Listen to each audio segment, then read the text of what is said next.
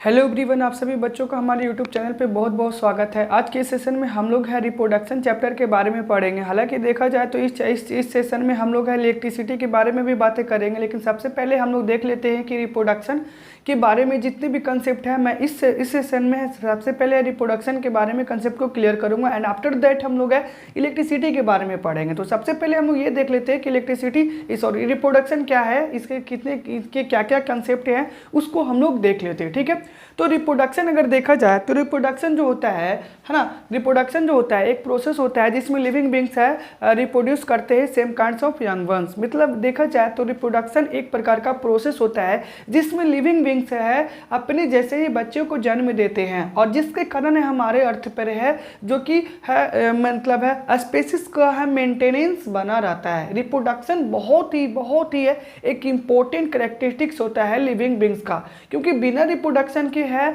कि कोई भी लिविंग बींग्स अपने स्पेसिस को है मेंटेन करके नहीं रख सकता है। तो रिप्रोडक्शन जो होता है एक लिविंग बींग्स का बहुत ही इंपॉर्टेंट कैरेक्टरिस्टिक्स होता है। तो रिप्रोडक्शन को हम लोग कैसे डिफाइन कर सकते हैं हम लोग यहाँ पे देखेते हैं। ठीक है, तो रिप्रोडक्शन अगर देखा जाए तो हम लोग रिप्रोडक्शन की अगर बात किया जाए तो रिप्रोडक्शन को हम लोग कैसे डिफाइन कर सकते हैं। रिप्रोडक्शन है ना, reproduction is the process in which living beings or living organism reproduce their young ones of same kinds is known as reproduction। Reproduction एक प्रोसेस होता है जिसमें लिविंग बींग्स है, जितने भी लिविंग बींग्स होता है वो अपने जैसे बच्चे को क्या करते हैं जन्म देते हैं और जिसके कारण है हमारे अर्थ पे है हर एक लिविंग बींग्स की स्पेसिस का मेंटेनेंस बना हुआ होता है। तो reproduction is the process in which living beings reproduce their young once है वो एक इंपॉर्टेंट कैरेक्टरिस्टिक्स होता है जिसके कारण है हमारे अर्थ पे है हर एक स्पेसिस का है मेंटेनेंस बना हुआ होता है, यानी उसकी एग्जिस्टेंस है ना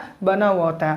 रिप्रोडक्शन अगर देखा जाए तो दो टाइप्स के होते हैं। रिप्रोडक्शन जो होते हैं वो दो टाइप्स के होते हैं। पहला जो होता है वो आपका सेक्सुअल रिप्रोडक्शन होता है ना, क्या होता है सेक्सुअल रिप्रोडक्शन होता है, और दूसरा जो होता है वो एसेक्सुअल रिप्रोडक्शन होता है। क्या होता है वो एसेक्सुअल रिप्रोडक्शन होता है। ठीक है, क्या होता है एसेक्सुअल रिप्रोडक्शन होता है। तो पहला हम लोग देख लिए सेक्सुअल रिप्रोडक्शन होता है और दूसरा होता है वो एसेक्सुअल रिप्रोडक्शन होता है। ठीक है, अब एसेक्सुअल रिप्रोडक्शन हम लोग किसको बोलते हैं और सेक्सुअल रिप्रोडक्शन किसको बोलते हैं। तो एसेक्सुअल रिप्रोडक्शन होता है हम लोग इसको डिफाइन कर सकते हैं asexual reproduction are the type of reproduction in which a new offspring is produced by a single parent है ना। तो जितने भी एसेक्सुअल रिप्रोडक्शन होता है देखा जाए तो वो एक टाइप ऑफ रिप्रोडक्शन होता है जिसमें सिंगल पेरेंट्स है जो कि इन्वॉल्व होते हैं है ना ऑफस्प्रिंग को रिप्रोड्यूस करने के लिए। इसमें है सिंगल पेरेंट्स है जो कि इन्वॉल्व होते हैं है ना ऑफस्प्रिंग को रिप्रोड्यूस करने के लिए। ठीक है, तो asexual reproduction is a type of reproduction in which a new offspring is produce by a single parent. ठीक है, तो एसेक्सुअल रिप्रोडक्शन में सिंगल पेरेंट्स है जो कि इन्वॉल्व करते हैं ऑफस्प्रिंग को रिप्रोड्यूस करने के लिए। भाई सेक्सुअल रिप्रोडक्शन देखा जाए तो sexual reproduction is also a type of reproduction in which both male है ना both male and female gametes are involve. Sexual reproduction में देखा जाए तो मेल और फीमेल गैमेट्स दोनों इन्वॉल्व होते हैं है ना ऑफस्प्रिंग को रिप्रोड्यूस करने के लिए। विदाउट मेल एंड फीमेल है ना in sexual reproduction does not take place. So sexual reproduction only take place when both male and female gametes are involve to reproduce their young ones. ठीक है, तो देखा जाए तो ऑफस्प्रिंग को reproduce करने के लिए है सेक्सुअल रिप्रोडक्शन में मेल गैमेट्स भी इन्वॉल्व होते हैं और फीमेल गैमेट्स इन्वॉल्व होते हैं। तो मेल गैमेट्स और फीमेल गैमेट्स दोनों इन्वॉल्व होने के कारण है वो अपने जैसे यंग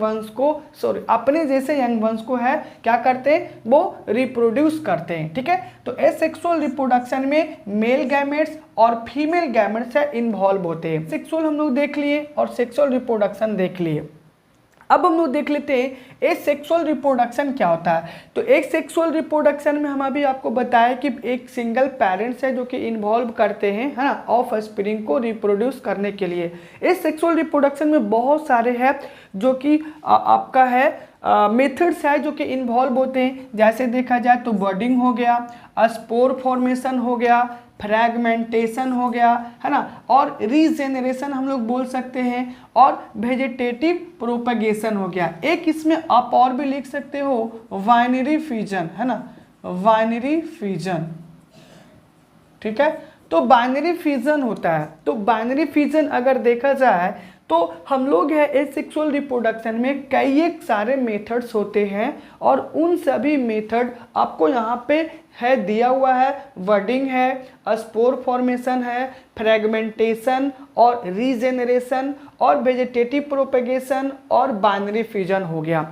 बडिंग फ्यूजन में हम लोग देखा जाए तो बडिंग फ्यूजन जो होता है वो भी एक प्रकार का रिप्रोडक्शन का टाइप होता है, जिसमें है जो कि मैच्योर्ड, है ना, मैच्योर्ड बड है। यानी कि देखा जाए तो एक पेरेंट प्लांट से, है ना, एक पेरेंट प्लांट से आउटग्रोथ बड डेवलप्ड होता है। जैसे मान लीजिए ये हम एग्जांपल ले लेते हैं कि बडिंग जो प्रोसेस होती है वो मेनली रूप से हाइड्रा वगैरह में होता है, ईस्ट में भी होता है और आपका हाइड्रा में भी होता है। तो हाइड्रा में अगर देखा जाए तो एक बड है आउटग्रोथ डेवलप्ड करता है, फिर धीरे धीरे यही बड है धीरे धीरे डेवलप्ड कर करके मैच्योर्ड होता है, और मैच्योर्ड होकर के ये बड है डिटैच हो जाता है अपने पेरेंट से, और एक न्यू ऑर्गेनिज्म का है, एक न्यू होल ऑर्गेनिज्म का फॉर्मेशन करता है।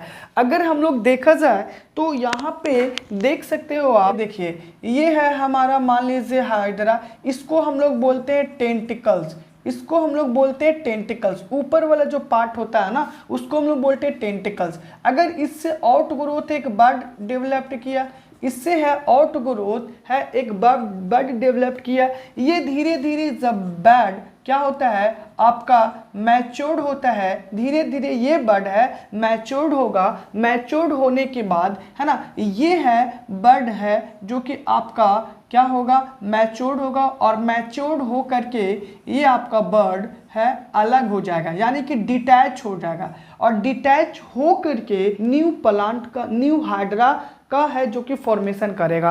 तो इस तरीके के प्रोसेस जो होता है बडिंग जो होता है वो आपको मेनली रूप से हाइड्रा वगैरह में देखने को मिलेगा, मेनली रूप से आपको ईस्ट वगैरह में देखने को मिलेगा। तो देखा जाए तो बडिंग जो प्रोसेस होता है वो आपको मेनली रूप से हाइड्रा में देखने को मिलेगा, आपको ईस्ट वगैरह में देखने को मिलेगा, ठीक है। तो जब भी बडिंग जो होता है वो एक आउटग्रोथ पार्ट होता है जिसको हम लोग बड बोलते हैं। ये बड जो होता है वो मैच्योर्ड होकर के पेरेंट प्लांट से डिटैच होता है और फिर एक न्यू हाइड्रा का फॉर्मेशन करता है, ठीक है। तो ये आपको हाइड्रा और ईस्ट में देखने को मिला। स्पोर फॉर्मेशन अगर देखा जाए तो स्पोर फॉर्मेशन भी एक होता है एसेक्सुअल रिप्रोडक्शन का एक मेथड होता है स्पोर फॉर्मेशन, जिसमें आपको मशरूम वगैरह में देखने को मिलेगा, मोस वगैरह में आपको देखने को मिलेगा। मशरूम भी एक है आपका प्लांट है, और ये आपका मोस भी है एक प्लांट है। मशरूम जो होता है वो आपका फंगी से बिलोंग्स करता है, ठीक है। तो मशरूम वगैरह में देखा जाए तो मेनली रूप से स्पोर फॉर्मेशन होते हैं। स्पोर फॉर्मेशन क्या होते हैं आप देखेंगे इस तरीके से, आपको आपको है स्पोर फॉर्मेशन में इस तरीके का आपको देखने को मिलेगा, ठीक है, आपको देखने को मिलेगा। जैसे आप ब्रेड वगैरह को है मॉइस्ट कर करके है कुछ दिनों के लिए आप छोड़ देंगे तो उस पे है एक ग्रीन पैची, है ना, एक ग्रीन पैची स्पॉट आपको दिखाई देने लगेगा। जब आप माइक्रोस्कोप से देखोगे तो इस तरीके से, यानी है इस तरीके से आपको है दिखाई देगा माइक्रो ऑर्गेनिज्म से देखने के बाद, ठीक है। और वो जो होता है इसको हम लोग स्पोर बोलते हैं, ठीक है। ये स्पोर जो होता है देखा जाए तो एक प्रोटेक्टिव लेयर, एक प्रोटेक्टिव हार्ड लेयर से कवर्ड होता है। स्पोर जो होता है एक प्रोटेक्टिव हार्ड लेयर से कवर्ड होता है, और वो अनफेवरेबल कंडीशन में है। अंदर वाले स्पोर जो होता है इसको प्रोटेक्ट करता है अनफेवरेबल कंडीशन में। जैसे ही इसको फेवरेबल कंडीशन मिलता है तो ये स्पोर है आपका क्या करता है, एक्सप्लॉइट करता है, और है ये आसपास में सराउंडिंग एरिया में क्या होता है स्प्रेड हो जाता है। और ये जो होता है वो लाइट इन वेटेड होता है, और फिर इसी स्पोर से जब एक्सप्लॉइट करने के बाद है ना, एक्सप्लोजन जब होता है तो इसी से स्पोर से एक न्यू प्लांट का फॉर्मेशन करता है। ठीक है, तो कब ये है मतलब एक्सप्लोजन करेगा, जब इसको फेवरेबल कंडीशन मिलेगा तब। ठीक है, जब फेवरेबल कंडीशन जब इसको मिलेगा तो ये है स्पोर है क्या करेगा, एक्सप्लोजन होगा, और एक्सप्लोजन होने के बाद है ना आपको स्प्रेड होगा सराउंडिंग एरिया में। तो ये एक प्रोसेस होता है स्पोर फॉर्मेशन, जो कि एसेक्सुअल रिप्रोडक्शन का ही टाइप होता है।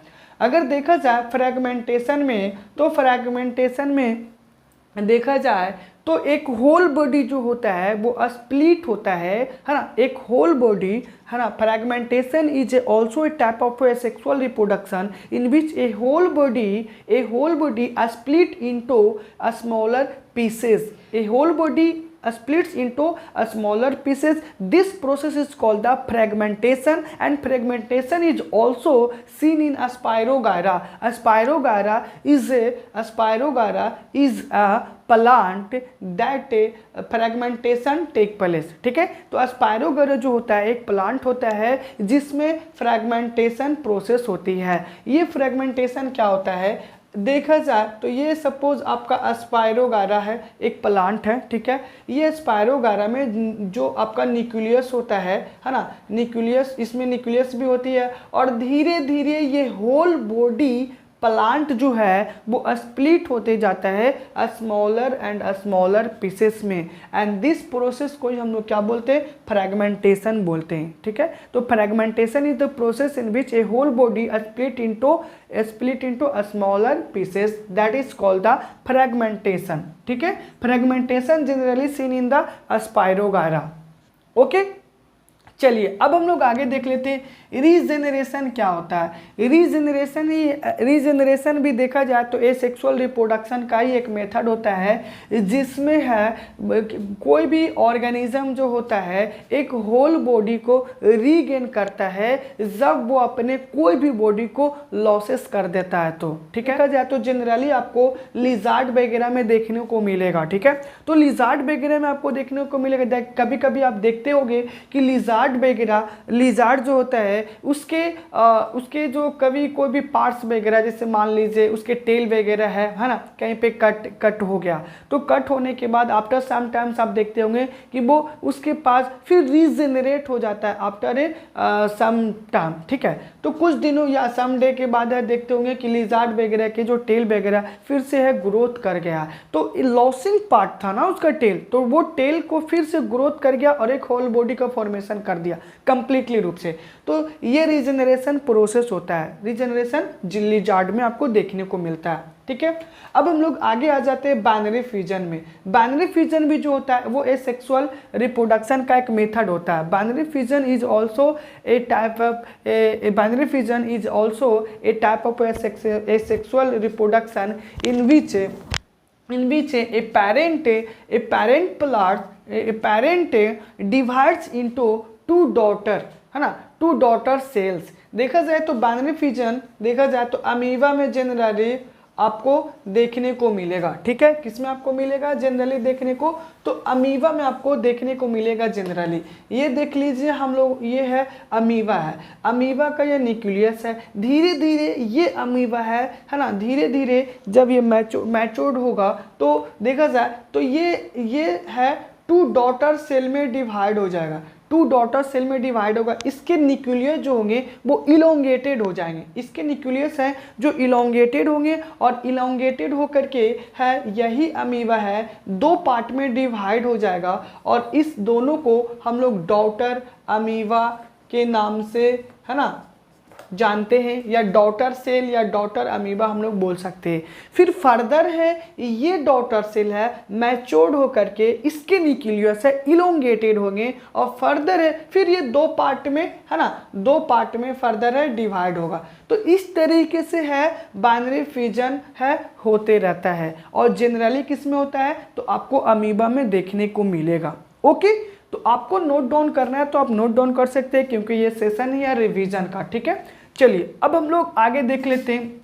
हम लोगों ने बडिंग फ्यूजन देख लिया, बडिंग फ्यूजन देख लिया, स्पोर फॉर्मेशन देख लिया, फ्रेगमेंटेशन भी देख लिया, रीजेनरेशन भी हम लोग देख लिया, किन किन में होता है ये भी हम लोगों ने देख लिया। ठीक है, अब हम लोग बाइनरी फिजन भी देख लिया। अब हम लोग वेजिटेटिव प्रोपेगेशन हम लोग देख लेते हैं। ठीक है, तो वेजिटेटिव प्रोपेगेशन जो होता है वो भी एसेक्सुअल टाइप ऑफ रिप्रोडक्शन है। ठीक है, तो एसेक्सुअल टाइप ऑफ रिप्रोडक्शन ये भी है, वेजिटेटिव प्रोपेगेशन भी। तो वेजिटेटिव प्रोपेगेशन जनरली देखा जाए तो एसेक्सुअल रिप्रोडक्शन के अकॉर्डिंग ही आ जाते हैं। ठीक है, तो वेजिटेटिव प्रोपेगेशन में हम लोग देखा जाए तो दो तरीके के होते हैं, एक नेचुरल वेजिटेटिव प्रोपेगेशन होता है और दूसरा होता है आपका आर्टिफिशियली मेथड। ठीक है, तो आर्टिफिशियल मेथड होता है और एक नेचुरल मेथड होता है। तो वेजिटेटिव प्रोपेगेशन में देखा जाए तो by roots, by leaves, by stem हम न्यू प्लांट को ग्रोथ कर सकते हैं। ठीक है, तो देखिए वेजिटेटिव प्रोपेगेशन में रूट्स हो गया है ना, रूट्स के द्वारा हम लोग न्यू प्लांट को ग्रोथ कर सकते हैं। ठीक है, बाय रूट हम लोग न्यू प्लांट को ग्रोथ कर सकते हैं, ये भी आपका वेजिटेटिव प्रोपेगेशन में आ जाता है। अगर रूट्स की बात अगर बोला जाए तो रूट्स के द्वारा हम लोग स्वीट पोटैटो को, है ना, हम लोग स्वीट पोटैटो को, दहलिया को, है ना, क्या कर सकते हैं, इसके द्वारा रूट्स के द्वारा हम लोग न्यू प्लांट ग्रोथ कर सकते हैं। ठीक है, स्टेम अगर देखा जाए तो स्टेम ये भी वेजिटेटिव प्रोपेगेशन एक मेथड है। ठीक है, इसमें स्टेम की अगर बात किया जाए तो पोटैटो और जिंजर को हम लोग है उससे न्यू प्लांट को ग्रोथ कर सकते हैं, है ना, बाय स्टेम के द्वारा। तो स्टेम के द्वारा भी हम लोग है इसको क्या कर सकते हैं, हम लोग न्यू प्लांट को ग्रोथ कर सकते हैं। ठीक है, दूसरा हम लोग देख लेते हैं, स्टेम में आपको राइजोम आता है, ट्यूबर आता है और बल्ब आते हैं। ठीक है, अभी हम लोगों ने ये देखा कि वेजिटेटिव प्रोपेगेशन के द्वारा रूट्स आ गए, स्टेम आ गए, बट स्टेम में ही है राइजोम है, ट्यूबर है, बल्ब है और लीव्स है। ठीक है, तो राइजोम आपको जनरली रूप से टर्मेरिक हो गया, बनाना है, इन सभी में देखने को मिलेगा। तो स्टेम का ही है मॉडिफाइड पार्ट है ना, कौन है, राइजोम, ट्यूबर, बल्ब, ये मॉडिफाइड स्टेम है। और मॉडिफाइड स्टेम आपको कौन कौन से फॉर्म में मिलेंगे, तो राइजोम के फॉर्म में मिलेंगे, ट्यूबर के फॉर्म में मिलेंगे, बल्ब के फॉर्म में मिलेंगे और आपको बल्ब के फॉर्म में मिलेंगे। ठीक है, तो आपको है स्टेम ही है, मॉडिफाइड फॉर्म है राइजोम, ट्यूबर, बल्ब। तो जनरली रूप से देखा जाए तो राइजोम आपको टर्मेरिक और बनाना में देखने को मिलेगा। ट्यूबर जो होता है वो पोटैटो में आपको देखने को मिलेगा। ठीक है, तो ट्यूबर वगैरह हम लोग ट्यूबर की अगर बात बोला जाए तो ये देखिए ट्यूबर वगैरह है, इसमें है जो आइज वगैरह होता है, पोटैटो वगैरह जो होता है वो उसके आइज वगैरह होते हैं। तो इसको हम लोग, पोटैटो को हम लोग ट्यूबर बोलते हैं क्योंकि ये भी है एक मॉडिफाइड स्टेम है। ठीक है, तो मॉडिफाइड स्टेम है कौन है, आपका ट्यूबर है। ओनियन है और हम लोग गार्लिक है, उसको हम लोग बल्ब बोलते हैं। ये भी गार्लिक हो गया और आपका क्या हो गया, ओनियन हो गया, ये भी है जो कि मॉडिफाइड स्टेम है, किसका, मॉडिफाइड स्टेम है। तो मतलब है कि बल्ब जो आपको यहाँ पे है, तो बल्ब जो होता है वो मॉडिफाइड स्टेम होता है। ठीक है, ये आपको जनरली ओनियन और गार्लिक वगैरह में आपको देखने को मिलेगा। ठीक है, चलिए, तो ये हमारा स्टेम भी हो गया। अब हम लोग आगे आ जाते हैं लीव्स। लीव्स भी है एक एसेक्सुअल रिप्रोडक्शन है, वो भी वेजिटेटिव प्रोपेगेशन का। तो वेजिटेटिव प्रोपेगेशन के अकॉर्डिंग है लीव्स वगैरह भी आ जाते हैं। और लीव्स वगैरह में देखा जाए तो बोरोफाइलम जनरली रूप से आपको लीव्स के द्वारा हम लोग न्यू प्लांट को ग्रोथ कर सकते हैं, किसमें, तो बोरोफाइलम वगैरह में। ठीक है, देखते होगे कि हम लोग पॉट वगैरह में है बोरोफाइलम अगर लगा हुआ रहता है और उसके अगर कोई भी लीव्स वगैरह अगर है सॉइल से टच कर रहा है तो धीरे धीरे उससे है रूट्स वगैरह ग्रोथ करते हैं और धीरे धीरे न्यू प्लांट है उससे ग्रो कर जाता है। तो बाई लीव्स के द्वारा भी हम लोग न्यू प्लांट को ग्रो करवा सकते हैं। ठीक है, क्या कर सकते हैं, न्यू प्लांट को ग्रो करवा सकते हैं। अगर देखा जाए तो हम लोग ये सभी जो हम लोगों ने पढ़ा यहाँ पे, अभी हम आपको यहाँ पे ये बताए ये सभी सारे के बारे में, तो ये जो था वो नेचुरली मेथड था। तो नेचुरली मेथड आपको कौन कौन से हो गए, स्टेम हो गए, बाय स्टेम, है ना, बाय लीव्स, है ना, बाय रूट, ये सभी है जो कि आपका क्या, natural method of vegetative propagation है। आपसे पूछेगा कि right the example of natural method of vegetative propagation, तो आप क्या लिखेंगे, आपका रूट्स हो गया, स्टेम हो गया, है ना, और लीव्स हो गया। तो हम लोग इस तरीके से लिख सकते हैं कि नेचुरल मेथड कौन कौन से है वेजिटेटिव प्रोपेगेशन का, तो स्टेम है, रूट है और लीव्स है। अब हम बातें कर लेते हैं कटिंग, मतलब है आर्टिफिशियल मेथड, है ना। तो आर्टिफिशियल मेथड के अकॉर्डिंग देखा जाए तो कटिंग आपका आ जाता है, ग्राफ्टिंग आ जाता है, लेयरिंग आ जाता है और टिश्यू कल्चर आ जाते हैं। तो cutting, grafting, layering, artificial method देख लेते हैं। आर्टिफिशियल मेथड के अकॉर्डिंग यानी कि वेजिटेटिव प्रोपेगेशन का दो पार्ट्स हो गया, आपका नेचुरल मेथड हो गया और आपका आर्टिफिशियल मेथड हो गया। आर्टिफिशियल मेथड के अकॉर्डिंग हो गया आपका कटिंग हो गया, ग्राफ्टिंग हो गया, लेयरिंग हो गया, टिश्यू कल्चर हो गया।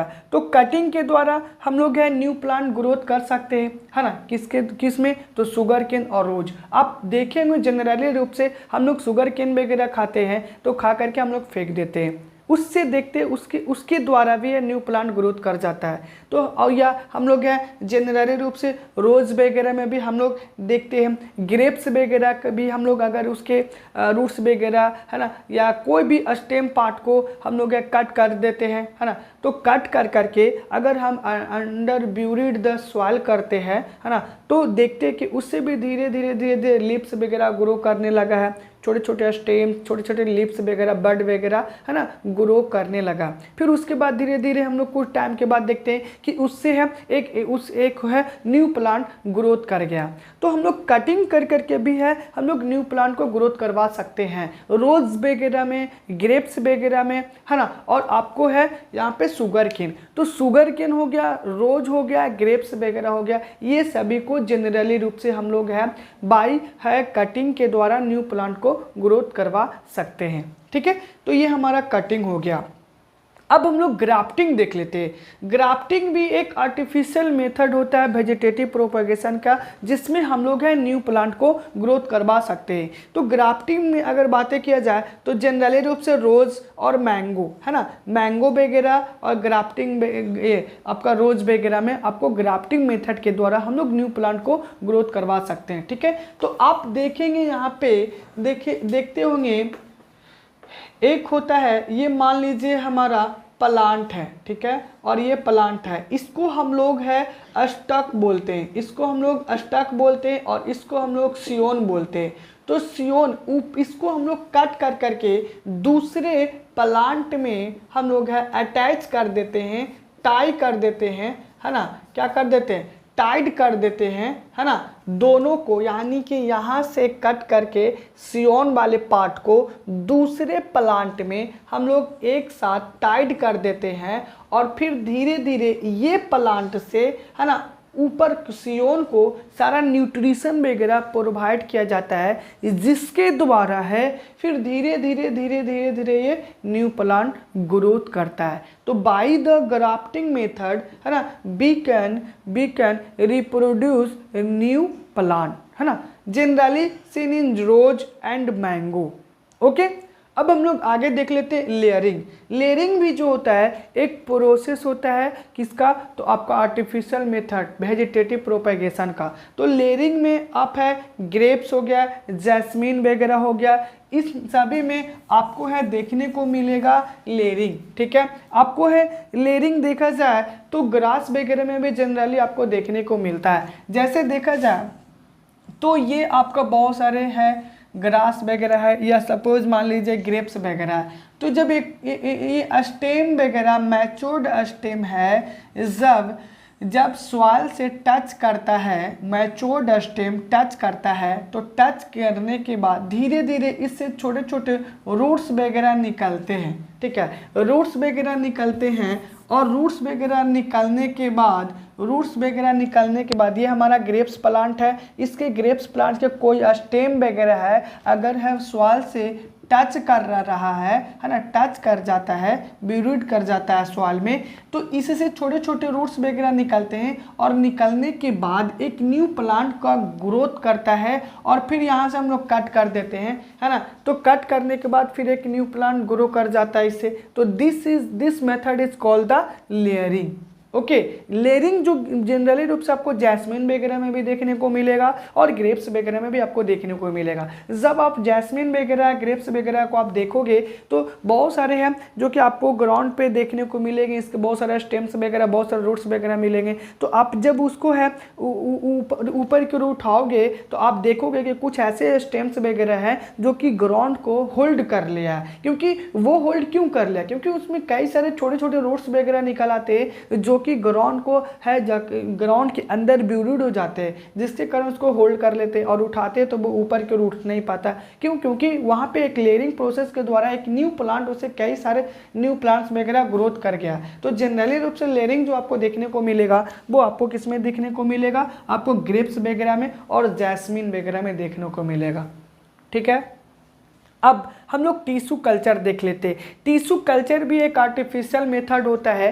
टिश्यू कल्चर भी है जो कि आर्टिफिशियल मेथड होता है। इसमें अगर देखा जाए तो अगर मीडियम अब हम बात कर लेते हैं सेक्सुअल रिप्रोडक्शन जनरली रूप से प्लांट वगैरह में भी होता है। तो सेक्सुअल रिप्रोडक्शन में आपको पता है कि मेल और फीमेल गैमेट दोनों इन्वॉल्व होते हैं, है ना, ऑफ स्प्रिंग या न्यू ऑर्गेनिज्म को रिप्रोड्यूस करने के लिए। तो यहाँ पे हम है प्लांट के बारे में, यहाँ पे आपको है फ्लावर है यहाँ पे ड्रॉ कर दिए हैं और यहाँ पे आप देख सकते हो यहाँ पे फ्लावर के बहुत सारे पार्ट्स होते हैं, जैसे ओवरी हो गया, ओव्यूल्स हो गया, है ना, उसके बाद आपका फिलामेंट हो गया, पिस्टिल हो गया, स्टॉल के हो गया, है ना, रिसेप्टेकल्स हो गया, ये सब पेटल्स वगैरह हो गया, सेपल्स वगैरह हो गया, ये सभी के अलग अलग फंक्शन होते हैं। ठीक है, तो यहाँ पे आप देखिए स्टेमेन जो होता है ना, वो आपका मेल पार्ट होता है। स्टेमेन जो होता है वो फ्लावर का मेल पार्ट होता है। स्टेमेन में दो पार्ट होता है,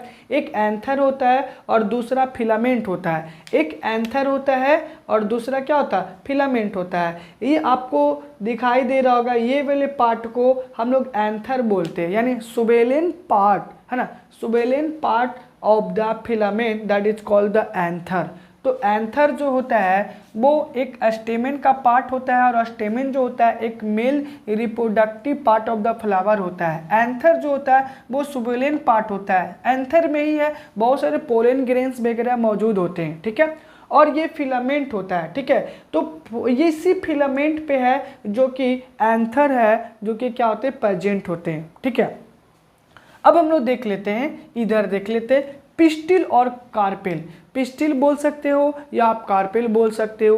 पिस्टिल और कार्पेल जो होता है वो female reproductive part of the flower होता है, यानी कि female reproductive part of the flower pistil और कार्पेल को हम लोग बोलते हैं। ठीक है, क्या बोलते हैं?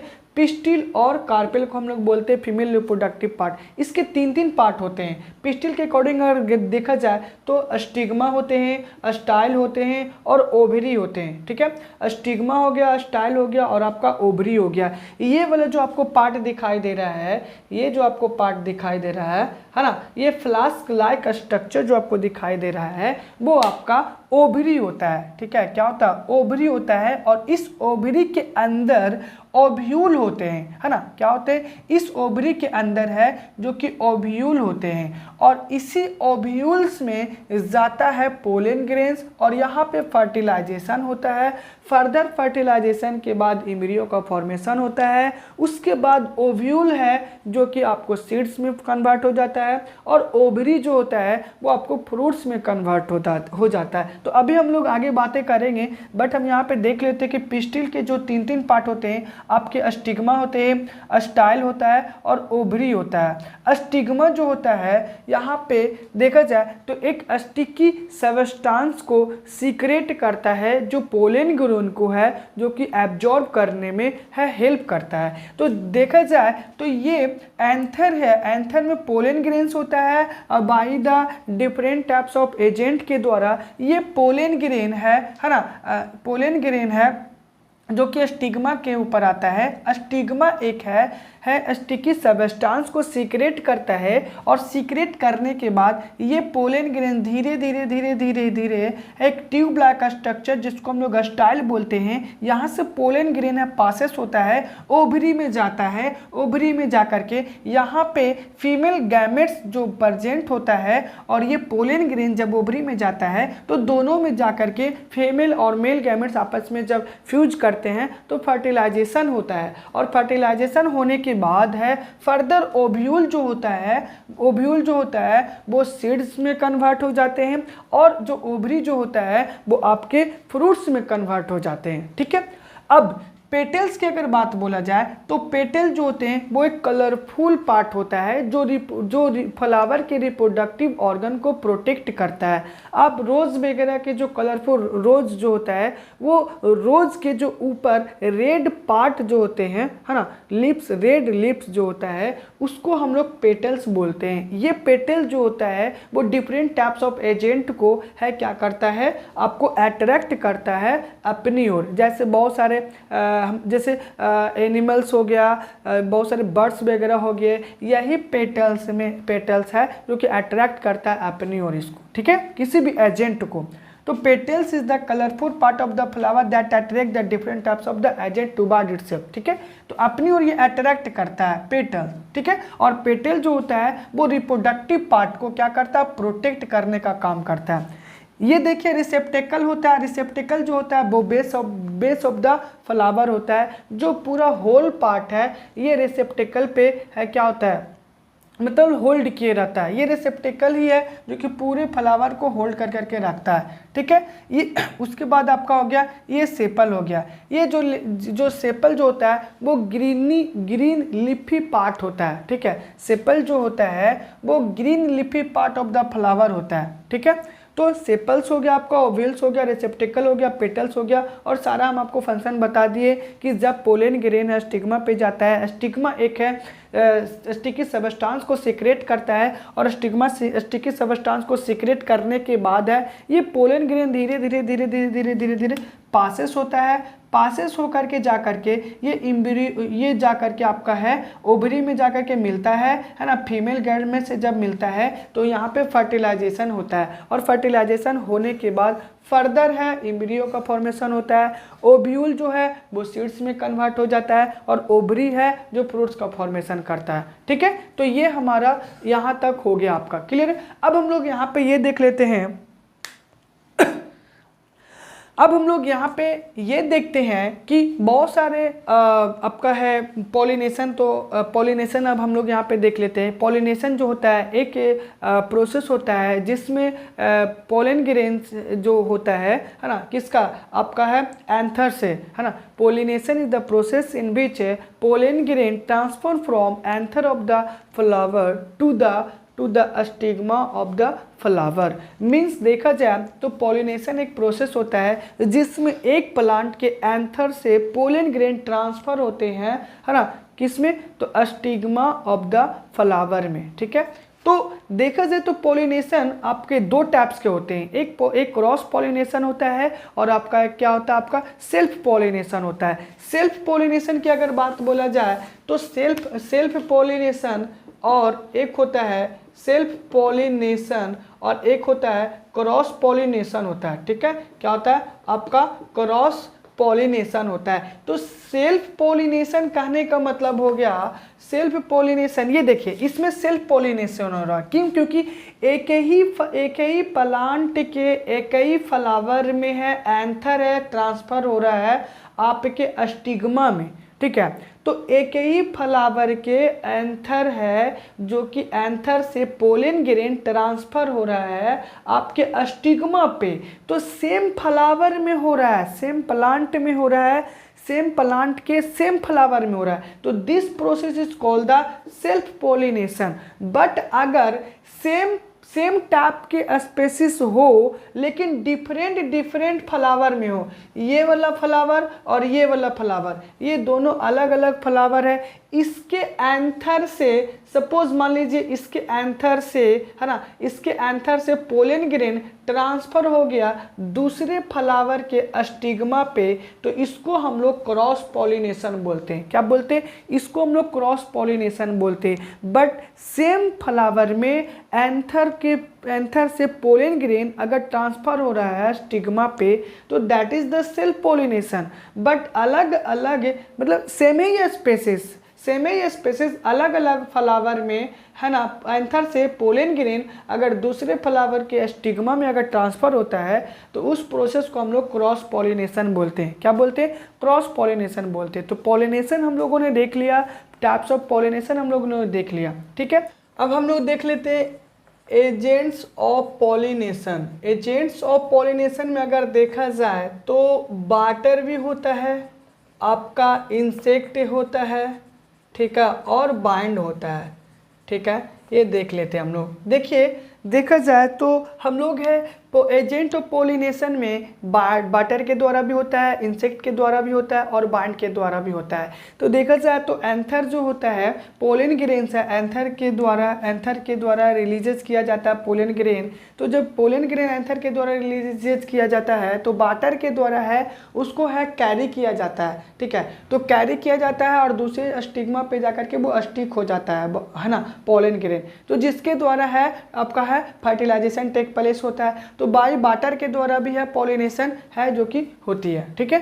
दूसरा अगर है इंसेक्ट के द्वारा, आप देखते होंगे, आपको पता है कि पेटल्स वगैरह जो होता है वो आपका कलरफुल पार्ट होता है फ्लावर का, जो अट्रैक्ट करता है बहुत सारे पॉलिनेटिंग एजेंट को। तो पॉलिनेटिंग एजेंट को है इंसेक्ट वगैरह है जो कि पेटल्स वगैरह है अट्रैक्ट करता है। उनमें से कुछ इंसेक्ट वगैरह भी हो गया, उनमें से कुछ इंसेक्ट वगैरह हो गए, बर्ड वगैरह हो गए। तो एक अगर देखा जाए तो इंसेक्ट वगैरह जो आता है तो उसके पोलेंस ग्रेन है, उसके बिक्स वगैरह हो जाता है, ठीक है। तो वो ट्रांसफ़र हो जाता है दूसरे फ्लावर में, किसके द्वारा? इंसेक्ट के द्वारा। तो देखा जाए तो पॉलिनेशन भी है, पॉलिनेशन का जो एजेंट वगैरह है वो भी आपका इंसेक्ट के द्वारा भी पॉलिनेशन हो रहा है फ्लावर में।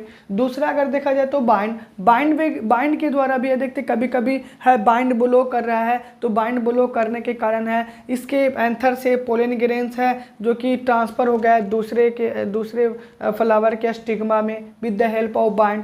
तो इस तरीके के प्रोसेस के द्वारा भी होते हैं, या मीन्स बाइंड के द्वारा भी हो सकते हैं, आपको होते हैं क्या? आपका पॉलिनेशन। तो एजेंट्स ऑफ पॉलिनेशन आपका बाइंड हो गया।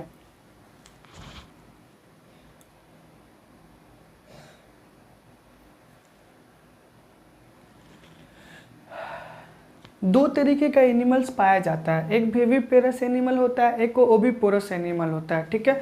ओविपोरस एनिमल और विविपोरस एनिमल हम लोग यहाँ पे देख लेते हैं कि ओविपोरस एनिमल किसको बोलते हैं और विविपोरस एनिमल हम लोग किसको बोलते हैं। देखिए यहाँ पे विविपोरस एनिमल्स हम लोग उसको बोलते हैं जो है अपने जैसे बच्चों को जन्म देते हैं और अपने है बच्चों को है दूध है मिल्क, मतलब है कि मिल्क को फीड करता है, ठीक है। तो मतलब हम लोग बोल सकते हैं कि viviparous animals are those animals that reproduce their young ones and feed the milk, ठीक है। तो मतलब यहाँ पे ये हम लोग बोल सकते हैं कि एनिमल्स, वैसे एनिमल्स को हम लोग विविपोरस एनिमल्स बोलेंगे जो अपने जैसे बच्चे को जन्म देते हैं और अपने मिल्क को वो फीड कराते हैं ऑफ स्प्रिंग को। तो ऐसे एनिमल्स को हम लोग क्या बोलेंगे? विविपोरस एनिमल्स बोलेंगे, ठीक है। एंड ओविपोरस एनिमल्स उसको बोलते हैं जो है एग्स को ले करता है, ठीक है। तो क्या हम लोग बोल सकते हैं कि oviparous animals are those animals that lay eggs, ठीक है, that lay eggs, that is called the oviparous animals. यानी कि those organism that lay eggs are called oviparous animals and egg laying animals, okay. ये हम आपको बताएं कि जो बच्चे को जन्म देते हैं, यानी कि जो यंग वंस को है बर्थ करता है और अपने है मिल्क को वो फीड करता है, that is called the viviparous animals and those organism that lay eggs are called the oviparous animals. Oviparous animals में आपका हेन आ गया, बहुत सारे बर्ड्स वगैरह आ गए, ठीक है। तो बहुत सारे बर्ड्स वगैरह जो आ गए हैं वो भी आपका क्या आ गया है? ओविपोरस एनिमल्स में आ गया है। क्योंकि लगभग जितने भी है मतलब बर्ड्स जो है वो एग्स को ले करता है। तो जो एनिमल्स एग्स को ले करता है उस एनिमल्स को हम लोग ओविपोरस एनिमल्स बोलते हैं, ठीक है। उसके बाद विविपोरस आ गया।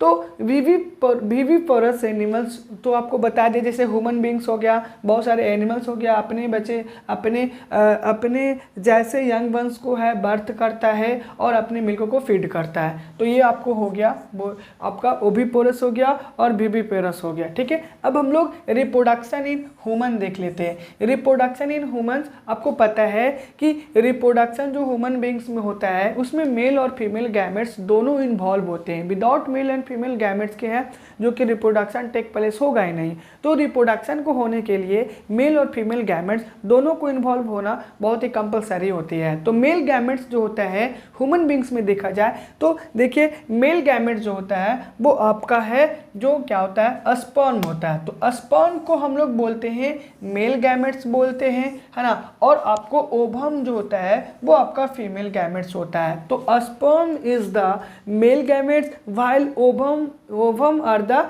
Female gametes. ठीक है, तो ह्यूमन बींग्स में दो तरह के गैमेट्स पाए जाते हैं, एक फीमेल गैमेट्स होते हैं और एक मेल गैमेट्स होते हैं। मेल गैमेट्स जो होता है वो स्पर्म होता है और फीमेल गैमेट्स को हम लोग ओवम बोलते हैं। ठीक है, अब हम लोग आगे देख लेते हैं। जब मेल और फीमेल दोनों है इन्वॉल्व होते हैं रिप्रोडक्शन के लिए, तो उसमें स्पर्म है जो कि मेल के द्वारा सीक्रेट किया जाता है और ओवम है जो कि फीमेल के द्वारा सीक्रेट किया जाता है। तो जब ओवम और स्पर्म आपस में फ्यूज करते हैं, है ना, ओवम और स्पर्म आपस में फ्यूज करते हैं तो जायगोट का फॉर्मेशन करता है और जायगोट का फॉर्मेशन करता है। लेकिन जब ओवम और स्पर्म इन दोनों को है फ्यूज करने की जो प्रोसेस होती है, उस प्रोसेस को हम लोग फर्टिलाइजेशन बोलते हैं। हम लोग बोल सकते हैं the process in which fusion of a sperm and the ovum, that is called the fertilisation.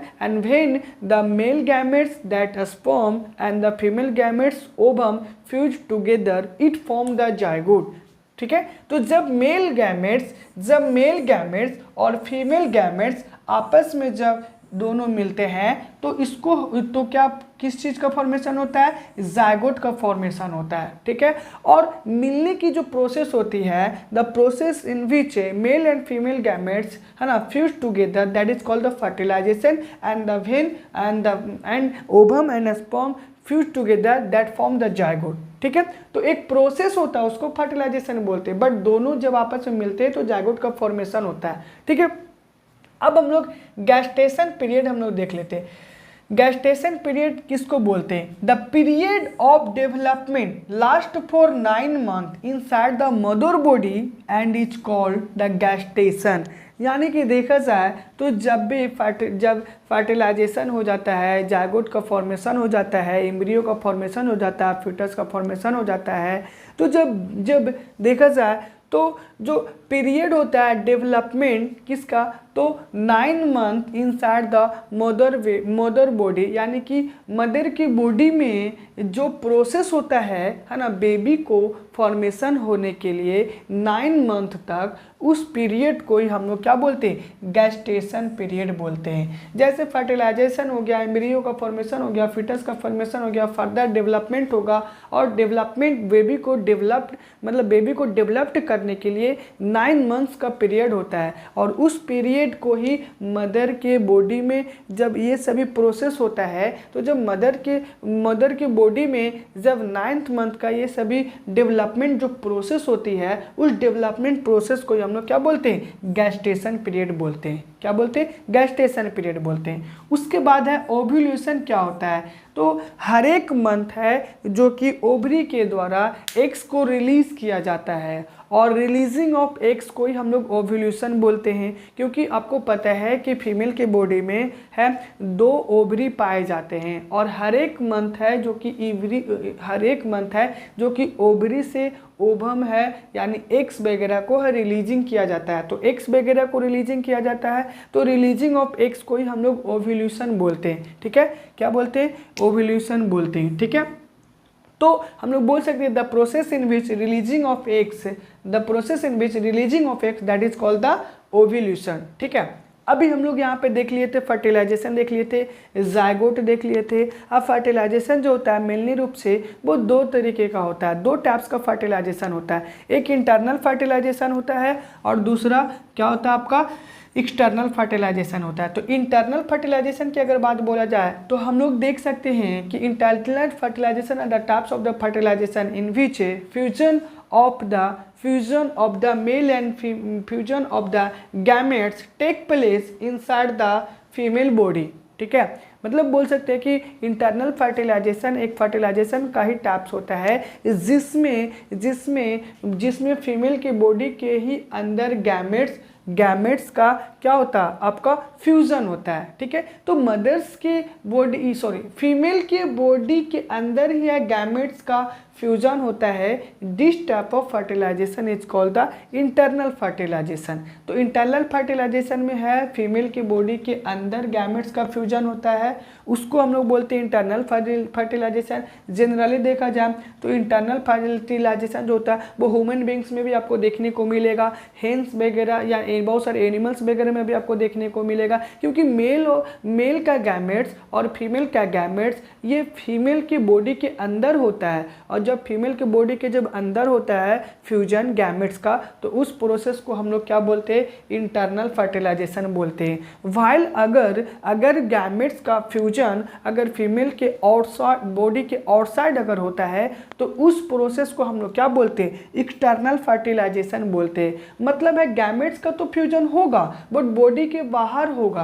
अगर बॉडी के बाहर होता है तो वैसे फर्टिलाइजेशन को हम लोग क्या बोलते हैं, एक्सटर्नल फर्टिलाइजेशन बोलते हैं। जैसे अगर देखा जाए तो फिश वगैरह हो गया, आपका है फ्रॉग वगैरह हो गया, क्योंकि देखते होंगे कि एक फीमेल फिश है जो कि स्ट्रीम वाटर में है, एग्स को रिलीज करता है और एग्स को रिलीज करने के बाद है एक मेल फिश है स्पर्म रिलीजेस करता है और फ्लोट होते होते वो एग से जा करके क्या करता है, आपको फ्यूज करता है और फ्यूज करने के बाद फर्टिलाइजेशन होता है। फर्दर फर्टिलाइजेशन के बाद जायगोट का फॉर्मेशन होता है। ठीक है, और फिर जायगोट के बाद फिर एम्ब्रियो, ये सब होता है। ठीक है, तो देखा जाए तो एक्सटर्नल फर्टिलाइजेशन जो आपको जनरली रूप से देखने को मिलेगा फिश वगैरह में और फ्रॉक्स वगैरह में। ठीक है, अब हम लोग यहाँ पे देख लेते हैं कि किस तरीके से रिप्रोडक्शन प्रोसेस ह्यूमन बींग्स में होती है, वो हम लोग यहाँ पे देख लेते हैं। ठीक है, तो ये देखिए हम ये वाला जो फिगर है आपका वो फीमेल रिप्रोडक्टिव पार्ट का है, फीमेल रिप्रोडक्टिव ऑर्गन है, ये फीमेल रिप्रोडक्टिव पार्ट है।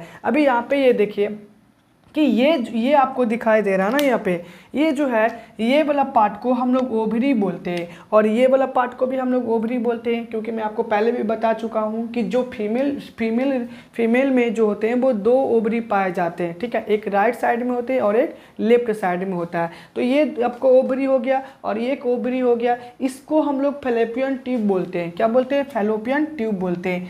यहाँ पे फैलोपियन ट्यूब है आपका, उसके बाद ये है आपका यूटेरस हो गया, ये आपका वेजाइना हो गया। ठीक है, तो अब देखिए यहाँ पे जब भी रिप्रोडक्शन प्रोसेस होते हैं तो मेल के जो पेनिस होता है ना, मेल के जो पेनिस होता है वो वेजाइना में इंटर करता है। मेल के जो पेनिस होता है वो वेजाइना में इंटर करता है। ये वेजाइना में इंटर करने के बाद जो मेल जो होता है वो आपका है मेल गैमेट सीक्रेट करेगा, मतलब है स्पर्म सीक्रेट करेगा। अब जब स्पर्म सीक्रेट करेगा तो वेजाइना के थ्रू है ये इंटर करेगा आपका फैलोपियन ट्यूब में, और जब फैलोपियन ट्यूब में जब इंटर करेगा स्पर्म है जो कि फैलोपियन ट्यूब में जब इंटर करेगा तो यहाँ से ओवरी जो है, यानी देखिए आपका दो ओवरी जरूर होता है बट एक टाइम में एक ही ओवरी है एग्स को रिलीज करता है। तो ये एग्स को रिलीज करेगा, ये ओवरी है ओवम को रिलीज करेगा, और ओवरी जब ओवम को रिलीज करेगा तो ये पासेस होगा फैलोपियन ट्यूब में, और फैलोपियन ट्यूब में ये कुछ टाइम तक है स्पर्म का वेट करता है, और जब यहाँ से वेजाइना से है पासेस होते हुए ये आपका है स्पर्म जब फैलोपियन ट्यूब में जाता है तो फैलोपियन ट्यूब में जाने के बाद स्पर्म और ओवम दोनों का फ्यूजन होता है, और फ्यूजन होने के बाद फैलोपियन ट्यूब में जायगोट का फॉर्मेशन होता है, और जायगोट फर्दर है ये पासेस होता है ना, जायगोट फर्दर है जो कि पासेस होता है यूटेरस में, और यूटेरस में जाकर के इम्प्लांटेड हो जाता है। ठीक है, यूटेरस में जाकर के इम्प्लांटेड हो जाता है।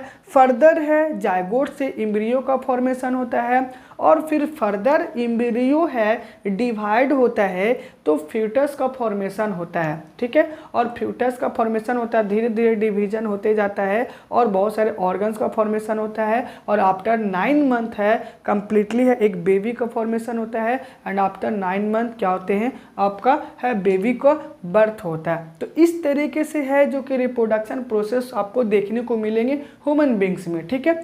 तो देखा जाए तो अगर ये क्वेश्चन आपसे पूछा जाता है कि in human beings where the fertilisation take place, तो आप ये बताएंगे कि fertilisation take place in fallopian tube, ठीक है। Determination of the sex of the baby, अभी यहाँ पे हम लोग देख लिए कि रिप्रोडक्शन तो रिप्रोडक्शन जब हो जाता है तो रिप्रोडक्शन होने के बाद सारा जो प्रोसेस होता है ना, स्पर्म और ओवम जब आपस में फ्यूज करते हैं तो आपका जाइगोट बनता है, जाइगोट के बाद आपका है फिर आपका एम्ब्रियो बनता है, एम्ब्रियो से आपका है फर्दर डिवाइड होता है तो फ्यूटस का फॉर्मेशन होता है। बट यहाँ पे हम लोग ये देख लेते हैं कि फीमेल्स की जो बॉडी होती है तो फीमेल्स के बॉडी में है जो कि हम लोग किस तरीके से है सेक्स का डिटर्मिनेशन करेंगे, मीन्स हम लोग कैसे पता लगाएंगे कि फीमेल्स की बॉडी में है गर्ल्स है या फीमेल की बॉडी में बॉय है। तो हम लोग है देख लेते हैं यहाँ पे कि ह्यूमन्स के पास है 23 पेयर ऑफ क्रोमोजोम्स होते हैं। ह्यूमन्स की बॉडी में देखा जाए तो 23 पेयर्स ऑफ क्रोमोजोम्स होते हैं।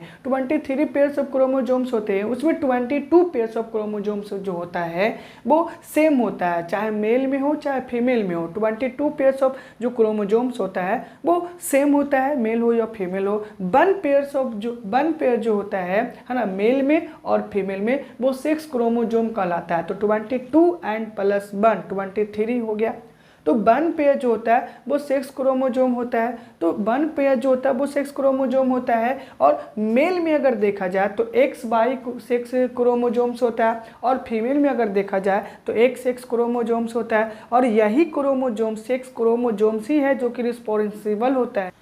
अगर हम लोग फादर का X और मदर का X है ना, अगर फादर का X और मदर का X मिलेंगे तो बनेंगे XX, और अगर XX बनेंगे तो यहाँ पे डॉटर का फॉर्मेशन होगा, ठीक है। अगर है फादर का Y और मदर का X, अगर ये दोनों आपस में मिलते हैं तो बॉय का फॉर्मेशन होता है। और अगर सपोज फादर का X और मदर का भी X ये दोनों अगर मिलेंगे तो डॉटर का फॉर्मेशन होगा, मीन्स XX अगर होगा तो डॉटर का फॉर्मेशन होगा। अगर फादर का Y और मदर का X अगर ये दोनों मीट करते हैं तो XY का फॉर्मेशन होगा, और जब XY का फॉर्मेशन होगा तो बॉय का फॉर्मेशन होगा। बस हम लोग यहाँ पे माइंड ये सेट कर लेते हैं कि अगर XX होता है तो गर्ल्स का फॉर्मेशन होता है और अगर XY होता है तो बॉयज़ का फॉर्मेशन होता है। तो इस तरीके से हम लोग ये सेक्स है मतलब है हम लोग सेक्स को डिटरमिनेशन हम लोग कर सकते हैं, ठीक है। अब हम लोग आगे देख लेते हैं हेंस वगैरह में जो होता है, आपको पता है कि हेंस वगैरह में है इंटरनल फर्टिलाइजेशन होता है। तो जब भी मेल गैमेट्स और फीमेल गैमेट्स आपस में मिलते हैं तो फर्टिलाइजेशन होता है, और फर्टिलाइजेशन होता है तो जाइगोट का फॉर्मेशन होता है। फर्दर जाइगोट डिवाइड होता है एम्ब्रियो में और एम्ब्रियो से फिर फ्यूटस में होता है। तो देखा जाए तो इस तरीके से जब फ्यूटस का फॉर्मेशन होता है तो हेंस के मीन्स है कि हेंस जो होता है उसके बॉडी के अंदर ये सभी जब सारे प्रोसेस होते हैं तो ये एम्ब्रियो फर्दर डिवाइडेड होकर के फिटस का फॉर्मेशन होता है। और फिटस का फॉर्मेशन होने के बाद ये सभी प्रोसेस होने के बाद ये रिजल्ट आता है। तो कहने का मतलब ये हो गया कि हमारा ये देखिए एग है, और एग का जो बीच वाले पार्ट जो येलोइश कलर का होता है उसको योल्क बोलते हैं, ठीक है। क्या बोलते हैं? योल्क बोलते हैं। और जो योल्क जो होता है उसके बाहर वाले जो पार्ट होते हैं उसको एल्बुमेन बोलते हैं। 2 तरीके का एल्बुमेन होता है, एक थिक एल्बुमेन होता है और एक थिन एल्बुमेन होता है। बाहर वाला जो सबसे आउटर यहाँ पे ये वाला जो पार्ट होता है इसको हम लोग थिन एल्बुमेन बोलते हैं, और ये वाला जो पार्ट होता है वो थोड़ा सा हार्ड होता है, उसको हम लोग थिक एल्बुमेन बोलते हैं। और बाहर वाला जो पार्ट होता है उसको सेल बोलते हैं, जो कैल्शियम कार्बोनेट का बना हुआ होता है, ठीक है। अब ये जो योल्क जो होता है तो ये जो योल्क जो होता है वो इम्ब्रियो को न्यूट्रिएंट्स प्रोवाइड करता है। क्या करता है? इम्ब्रियो को न्यूट्रिएंट्स प्रोवाइड करता है। और ये जो है ये वाला जो पार्ट है आपका सेल जो होता है वो इंटरनल पार्ट को क्या करता है? प्रोटेक्ट करता है। मतलब योल्क तो है न्यूट्रिएंट्स वगैरह प्रोवाइड कर रहा है, और दूसरा ये जो सेल है वो सेल है पूरे इम्ब्रियो को प्रोटेक्ट करता है ना, प्रोटेक्ट करने का काम करता है। तो ये सभी प्रोसेस होने के बाद है जो हेन जो होता है वो क्या करता है, मतलब है तो 20 से लेकर के 25 डेज तक है अंडे को सेते हैं, और सेने के बाद इसको अच्छे तरीके से बाम्स वगैरह मिलता है, बांध वगैरह मिलता है, और बांध मिलने के बाद फिर आफ्टर 20 या 30 डेज के बाद है फिर ये क्या होता है, एक से है चिक्स वगैरह है हैसेज होते हैं, और फाइनली है देखा जाए तो है चिक्स वगैरह है फाइनली हैचेज हो जाते हैं आफ्टर 20 या 30 डेज के बाद। ठीक है, तो ये था रिप्रोडक्शन हम लोग देख लिए ये आपका हेंस वगैरह में। अब हम लोग देख लेते हैं कि लाइफ साइकिल ऑफ एग्स हम लोग देख लेते हैं। तो देखा जाए तो जनरली ऐसे 4 लाइफ साइकिल होते हैं फ्रॉग्स का, और 4 साइकिल जो होता है वो आपका किसका होता है, तो बटरफ्लाई का होता है। देखा जाए हम आपको ये बताए थे कि फिश में जो होता है ना, फिश में देखा जाए तो एक्सटर्नल फर्टिलाइजेशन हम आपको बताए थे। उसके बाद हम आपको बताए थे फ्रॉग में भी है एक्सटर्नल फर्टिलाइजेशन बताए थे। तो जब एडल्ट फ्रॉग जो होता है वो स्ट्रीम वाटर में एग्स को ले करता है, और जब एग्स को ले करता है तो जो एग्स जो ले करता है स्ट्रीम वाटर में, तो वो जो एग्स होता है वो एक जेली लाइक सब्सटेंसेस होता है। और अगर आसपास में अगर कोई मेल एडल्ट फ्रॉग वहाँ पे होगा तो उसी वहीं पे है स्पर्म अपना रिलीज करेगा मेल फ्रॉग, और जब स्पर्म रिलीज करेगा तो स्पर्म है जब ये एग्स उस स्पर्म के कांटेक्ट में आएगा तो एग्स है फर्टिलाइज्ड होगा, और जब फर्टिलाइज होने के बाद फिर वो सब प्रोसेस होना शुरू होगा, जाइगोट का फॉर्मेशन होगा, एम्ब्रियो का फॉर्मेशन होगा, फीटस का फॉर्मेशन होगा। उसके बाद है क्या होंगे, उस एग से फाइनली है टेडपोल का हैचेज होगा। फिर टेडपोल से है आपका है जब उसमें बहुत सारे फिजिकल चेंजिंग होगा, तो ये टेडपोल हैचेज होने के बाद उसमें काफ़ी ज़्यादा चेंजिंग होगा। तो यंग वंस मीन्स है यंग वंस का फॉर्मेशन होगा, है ना, यंग फ्रॉग का फॉर्मेशन होगा। ठीक है, तो यहाँ पे यंग फ्रॉग का फॉर्मेशन होगा आफ्टर फिजिकल चेंजिंग के बाद यंग फ्रॉग का फॉर्मेशन होगा। फिर धीरे धीरे इसके टेल्स वगैरह जो है ना वो धीरे धीरे क्या हो जाएंगे, आपको डिसअपियर होने लगेंगे। तो इस तरीके से है फ्रॉग्स का लाइफ साइकिल होता है। ठीक है, अब हम लोग आगे देख लेते हैं life cycle of butterfly. Life cycle of जो बटरफ्लाई होता है, जो मैच्योर्ड एडल्ट बटरफ्लाई होती है, वो एडल्ट बटरफ्लाई एग्स को ले करता है। एग्स को ले करने के बाद लार्वा का फॉर्मेशन होता है, एंड लार्वा है जो कि चेंज हो करके फिर प्यूपा में कन्वर्ट होता है, एंड आफ्टर दैट प्यूपा है जो कि एडल्ट बटरफ्लाई का फॉर्मेशन करता है। तो हम लोग यहाँ पे बटरफ्लाई का 4 लाइफ साइकिल देख लिए, और यहाँ पे हम लोग है ये आपका फ्रॉग का है 4 लाइफ साइकिल देख ली। ओके, रिएक्शन के बारे में पढ़ चुके थे। अब हम लोग यहाँ पे पढ़ेंगे, यहाँ पे इलेक्ट्रिक करंट के बारे में पढ़ेंगे। इलेक्ट्रिक करंट हम लोग यहाँ पे शॉर्ट में पढ़ेंगे, जो मेन पॉइंट है ना, उसके बारे में हम लोग यहाँ पे पढ़ेंगे। ठीक है, तो देखिए यहाँ पे इलेक्ट्रिक करंट आपको यहाँ पे देखिए कि इलेक्ट्रिक करंट हम लोग कहते हैं किसको है। हम लोग इलेक्ट्रिक करंट को डिफाइन कर सकते हैं, the flow of electric current, the flow of charges और flow of electron through a conducting material, that is called the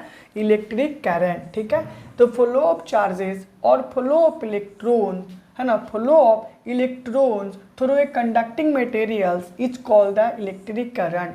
तो मतलब देखा जाए तो कोई भी कंडक्टिंग मटेरियल होता है, अगर उस कंडक्टिंग मटेरियल से अगर चार्ज फ्लो कर रहा है, ये इलेक्ट्रॉन फ्लो कर रहे हैं, तो हम लोग उसको बोलते हैं इलेक्ट्रिक करंट बोलते हैं। ठीक है, क्या बोलते हैं, इलेक्ट्रिक करंट बोलते हैं। ठीक है। अब हम लोग देख लेते हैं इलेक्ट्रिक करंट को हम लोग मेजर किस चीज़ में करते हैं। तो इलेक्ट्रिक करंट को हम लोग एम्पियर में मेजर करते हैं। किस में करते हैं? तो एम्पियर में मेजर करते हैं। एम्पियर को हम लोग शॉर्ट में एएमपी भी लिख सकते हैं। और हम लोग ये देखते हैं कि इलेक्ट्रिक करंट को तो मेजर कर रहे हैं एम्पियर में, बट किस चीज़ से मेजर करते हैं? तो इलेक्ट्रिक करंट को हम लोग एमीटर से मेजर करते हैं। ठीक है, एमीटर एक डिवाइस होता है ना, एमीटर एक डिवाइस होता है और उस डिवाइस के द्वारा हम लोग इलेक्ट्रिक करंट को मेजर करते हैं। एमीटर जो होता है वो इलेक्ट्रिक करंट इलेक्ट्रिक सर्किट में है जो कि वो सीरीज में कनेक्टेड होता है। तो एमीटर अगर पूछा जाएगा कि किस में कनेक्टेड होता है तो सीरीज में कनेक्टेड होता है। और वोल्ट मीटर को अगर बोला जाएगा तो वो पैरेलल में बोला जाएगा। ठीक है, वैसे देखा जाए तो दो तरीके का कनेक्शन होता है, एक सीरीज कनेक्शन होता है और एक पैरेलल कनेक्शन होता है। लेकिन अगर आपको पूछा जाएगा कि एमीटर किस के मतलब है मतलब किस तरीके से है कनेक्टेड होते हैं, ठीक है, सीरीज कनेक्शन में होते हैं या पैरेलल कनेक्शन में होते हैं, तो एमीटर सीरीज कनेक्शन में होता है। ठीक है, सीरीज कनेक्शन में होता है कनेक्टेड। ठीक है, अब हम लोग आगे आ जाते हैं।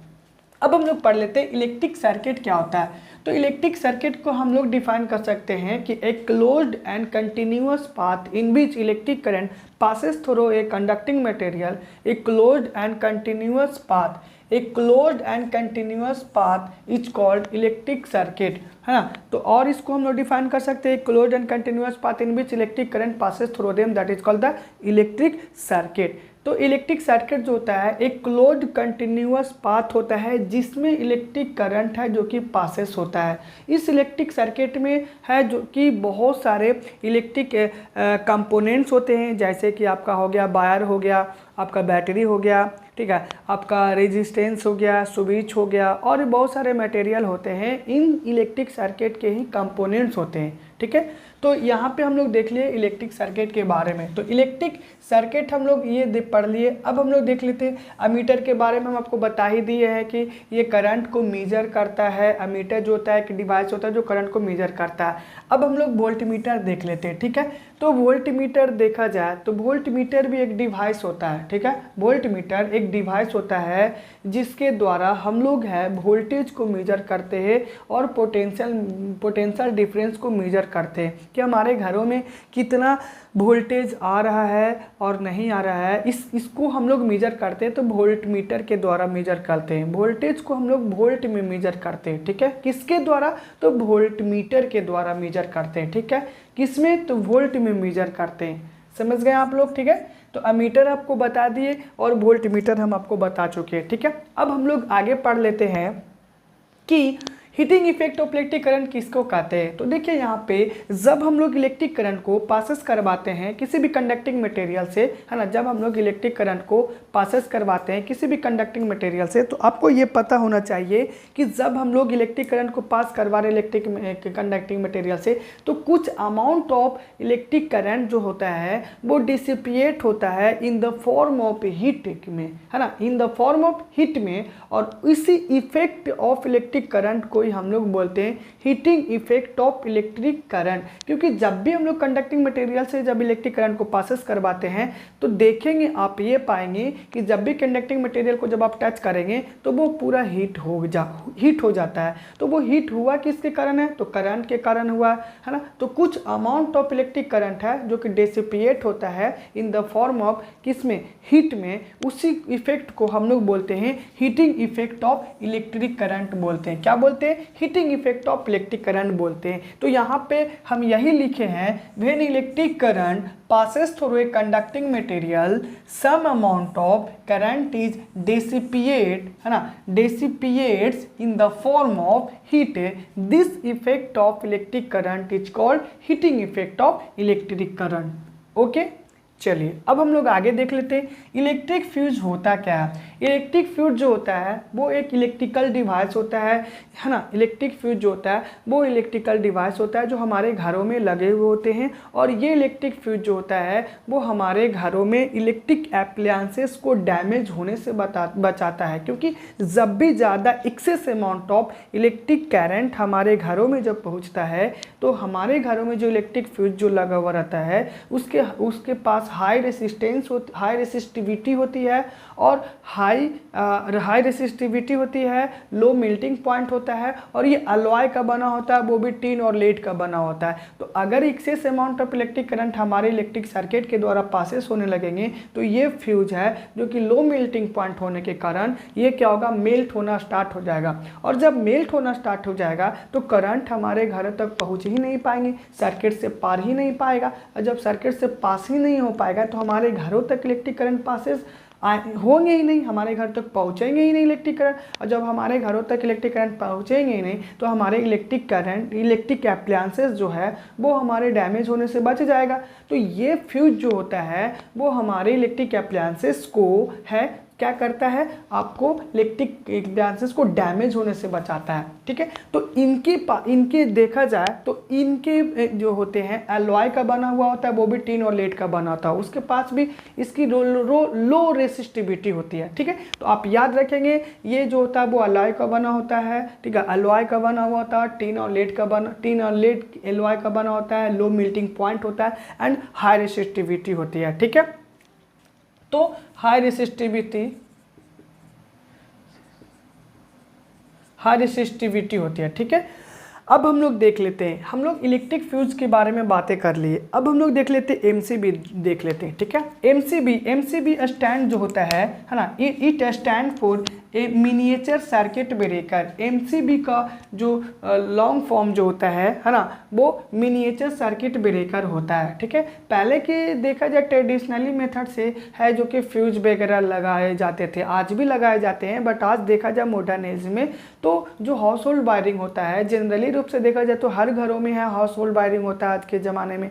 तो हाउस होल्ड वायरिंग होता है तो वहाँ पे एमसीबी लगा हुआ होता है, और एमसीबी जो लगा हुआ था वो भी एज ए फ्यूज की तरह ही वर्क करता है। ठीक है, उसमें एक से अधिक है जो कि स्विचेज होता है। ठीक है, एक से अधिक है जो कि स्विचेज होता है, और जब इसमें एक्सेस अमाउंट ऑफ करंट जब पासेस होता है तो ऑटोमेटिकली ये ऑफ पोजीशन में चला जाता है, और फिर ऑटोमेटिकली क्या हो जाता है, ये ऑन पोजीशन में चला आता है। तो जैसे ही एक्सेस अमाउंट ऑफ करंट है जो कि पासेस होगा तो ये ऑफ हो जाएगा। ठीक है, और थोड़ा देर के बाद ये ऑन हो जाएगा। तो अब बताइए, हमको तो कुछ करना पड़ेगा नहीं, तो ये ऑटोमेटिकली हो रहा है, तो हमारे सर्किट भी ब्रेक हो जा रहे, और जब सर्किट ब्रेक हो जा रहे तो डिफरेंट रूप से हमारे इलेक्ट्रिक अप्लायंसेस भी तो डैमेज होने से बच जाएगा। ठीक है, तो नाउ ए डेज जो है हाउस होल्ड वायरिंग जो होता है वो एमसीबी, हाउस होल्ड वायरिंग में एमसीबी लगाए जाते हैं, और एमसीबी जो होता है वो एज ए फ्यूज की तरह वर्क करता है। ठीक है, इसमें एक से अधिक है स्विचेज मौजूद होते हैं। ठीक है, तो ये एमसीबी हो गया आपका।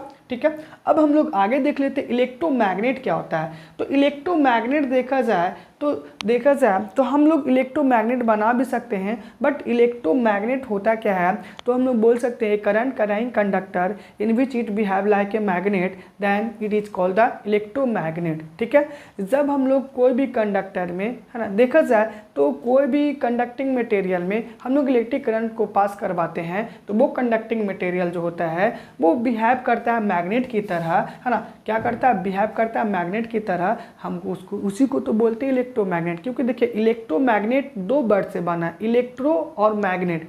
तो ये मैग्नेट की तरह बिहेव तभी ना करेगा जब इससे इलेक्ट्रिक करंट को पास करवाओगे। तो जब आप इलेक्ट्रिक करंट को पास करवाओगे किसी भी कंडक्टिंग मटेरियल से, अगर वो बिहेव कर रहा है मैग्नेट की तरह तो हम उसको बोल सकते हैं कि वो इलेक्ट्रोमैग्नेट है। ठीक है, तो a carrying conductor in which a current it passes through them and it behave like a magnet that is called the electromagnet। ठीक है, तो ये इलेक्ट्रोमैग्नेट भी हम आपको बता दें यहाँ पे।